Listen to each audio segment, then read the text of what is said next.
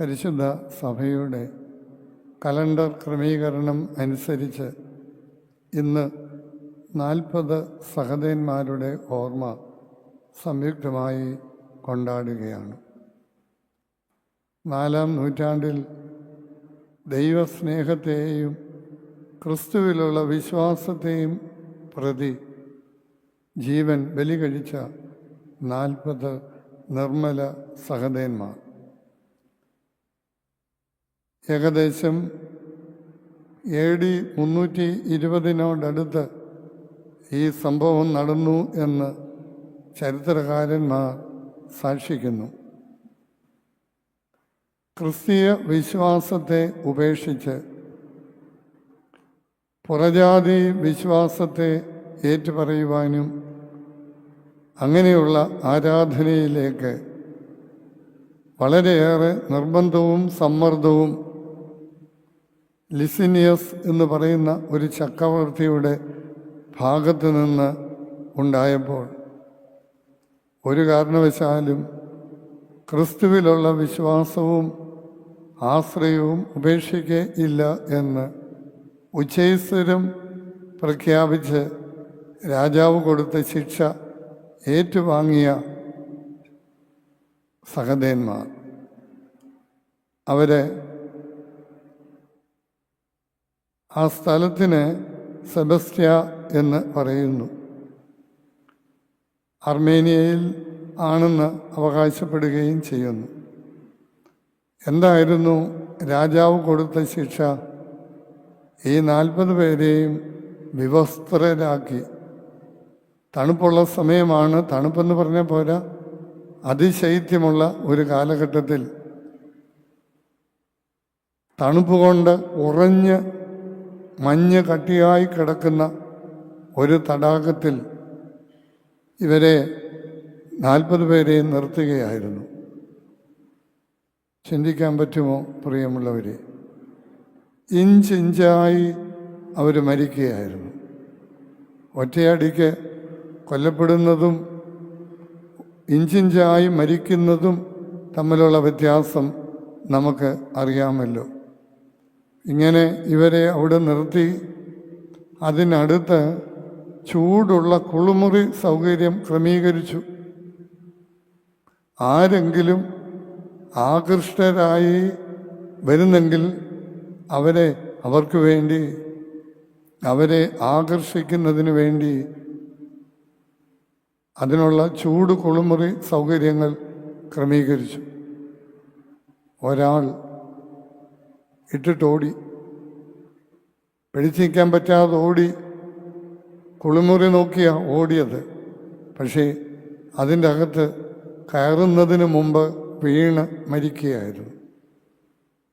അപ്പം 40-ൽ നിന്ന് 39 ഇതെല്ലാം കണ്ടുകൊണ്ട് പടയാളികൾ, ഇവരുടെ കാവൽക്കാർ നിൽക്കുന്നു.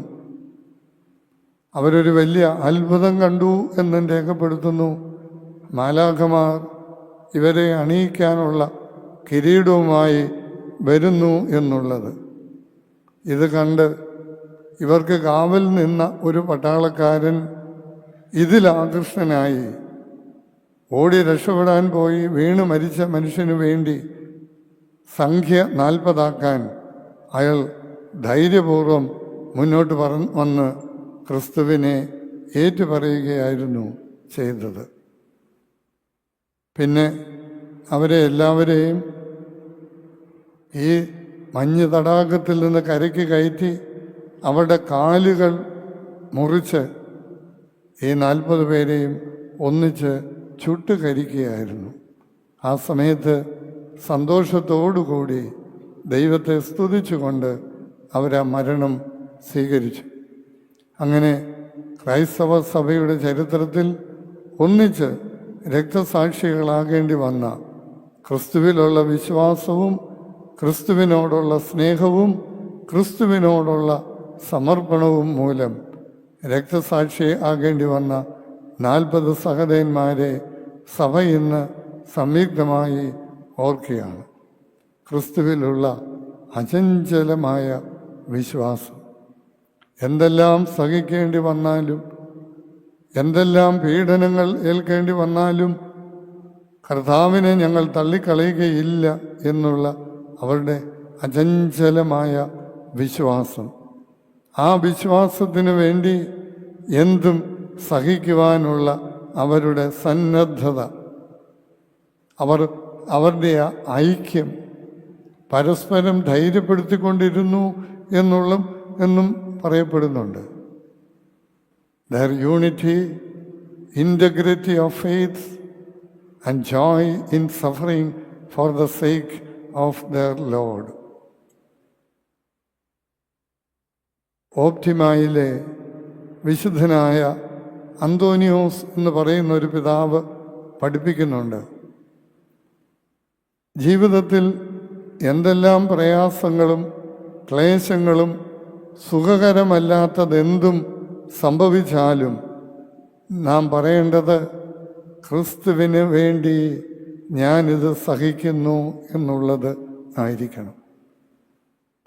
ആഗ്രഹിക്കാത്തത്, പ്രതീക്ഷിക്കാത്തത്, അവിചാരിതമായിട്ടുള്ളത് നേരിടേണ്ടി വരികയും അങ്ങനെയുള്ള സാഹചര്യങ്ങളിൽ കൂടി കടന്നു പോവുകയും ചെയ്യുമ്പോൾ അത് നേരിടാനും അനുഭവിക്കാനും സഹിക്കാനുമുള്ള ധൈര്യം നമുക്ക് ലഭിക്കുന്നത് ഞാൻ ക്രിസ്തുവിന് വേണ്ടി ഇത് സഹിക്കുന്നു എന്നുള്ള മനോഭാവവും ഏറ്റുപറച്ചിലുമായിരിക്കണം എന്ന് ഈ പിതാവ് പഠിപ്പിക്കുന്നു.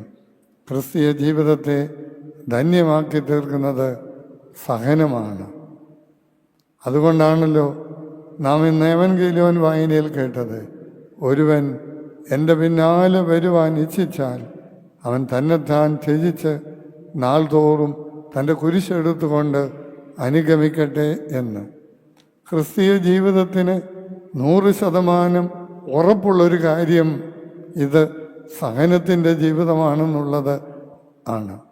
അവിടെ പതറിപ്പോകാതെ, അധൈര്യപ്പെടാതെ ജീവിതയാത്രയിൽ വരുന്ന പ്രതിസന്ധികളെ ദൈവാശ്രയത്തോടെ അഭിമുഖീകരിച്ച് അതിജീവിച്ച് നമ്മുടെ ആത്മീക ജീവിതം അനുഗ്രഹകരമായി മുന്നോട്ട് കൊണ്ടുപോകുവാൻ നമുക്ക് കഴിയണം.